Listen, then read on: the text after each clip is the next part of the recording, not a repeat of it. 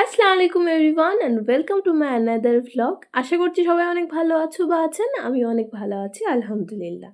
আতিক বাবুর জন্মদিনের আয়োজন সকাল থেকেই শুরু হয়ে গেছে। আপা গিয়েছেন ওই বাড়ির বাচ্চাদের দাওয়াত দিতে, আর বাকি সবাই লেগে পড়েছি জিনিসপত্র আনাগোনা বাজার করাতে। হাই করে দাও একটু এরম।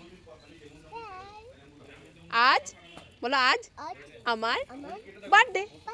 ওয়াও!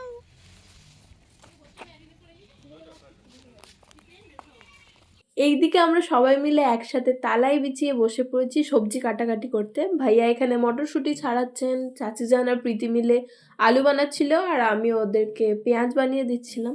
অন্যদিকে আমাদের বার্থডে বয়ের পাপা মানে জিজাজি চিকেন রান্নাটা করবেন বলে ম্যারিনেশনের মশলা নিয়ে বসে গেছেন। চিকেনটা বেশ কিছুক্ষণ ম্যারিনেট করে এখন রাখা থাকবে। ওদিকে তো চুলোয় এখন ভাত হচ্ছে দেখলেন। ভাতটা নামলেই চিকেন রান্নাটাও বসানো হবে। আর আজকে যে এই মাটির চুলায় রান্না হবে, এই চুলাটা কিন্তু আমার আপা, জিজু আর টুকু আপু মিলে বানিয়েছিলেন। বাই দ্য ওয়ে টুকু আপু, আমরা কিন্তু আপনাকে সত্যিই মিস করেছি, আপনি থাকলে বেশ ভালো লাগতো। রান্নার আয়োজনে পিছিয়ে নেই কিন্তু বার্থডে বয়ের মা মানে আমাদের সালমি আপা।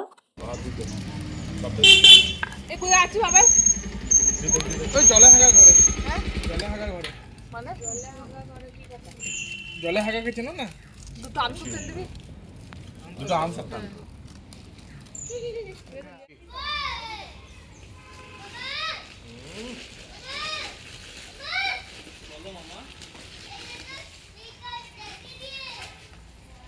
ওটা নাও, ওটা নাও।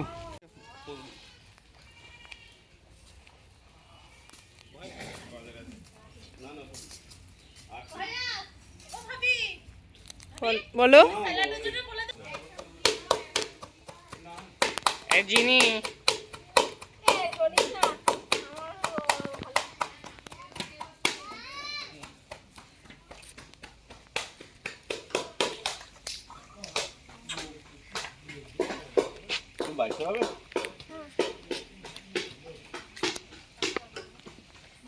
মোটামুটি সবাই যে যার মতো কাজে লেগে আছে। এদিকে চিকেন রান্নাও চড়ে গেছে আমাদের। আর নাতির জন্মদিনে মামুনি তো মনের খুশিতে রান্নার কাছে বসেছেন। এরকম বহু বছর পর মাটির চুলায় জাল দিচ্ছেন উনি।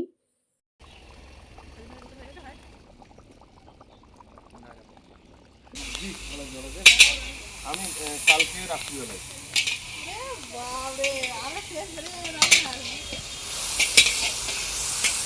হয়েছে পিছের দিবা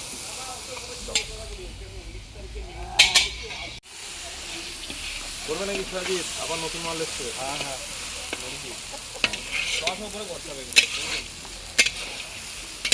আলু দিয়ে দেবো।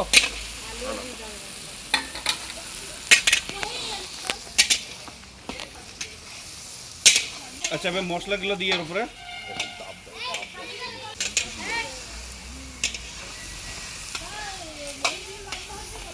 পুরো সাদা কিছু মশলা দেওয়া হয়নি। মশলাটা একটু পরে যখন পানি দেবো তখন দেবো, তখন এটা ভাজা হবে।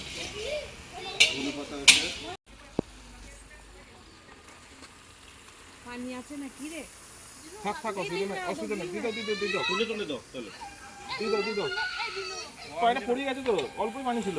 দিদাও, পানি নাই, কফিরই পানি বেরিয়ে দিল তাহলে।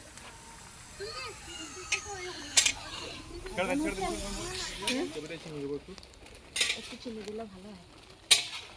জিজু পছন্দ করে না একদম। একটু না না, জিজু বুঝতেই পারবে না। জিজু ওই সে আমাদের ইয়ের মতো জিজু বুঝতে পারবে না, অল্প করে। এই যে রান্না অলমোস্ট ডান। এখানে রয়েছে চিকেন আলু, ওদিকে আবার গুজরাটি ডাল আর বাঁধাকপি আলু কষাটাও রেডি হয়ে গেছে, যেটা নামানো হচ্ছে। সবকিছু খুব সুন্দরভাবে রেডি হয়ে যাওয়ার পর বাচ্চাগুলোর সাথে কিছু বড়দেরও বসিয়ে দেওয়া হয়েছে খাওয়ানোর জন্য। ওদের দেখাদেখিতে আতিককেও বসিয়ে দিয়েছি, বাট ছেলে ফুর্তিতে খাওয়াই ভুলে গেছে। সবার খাওয়া হয়ে গেলে লাস্টে আমরা বসে যাব খাওয়ার জন্য।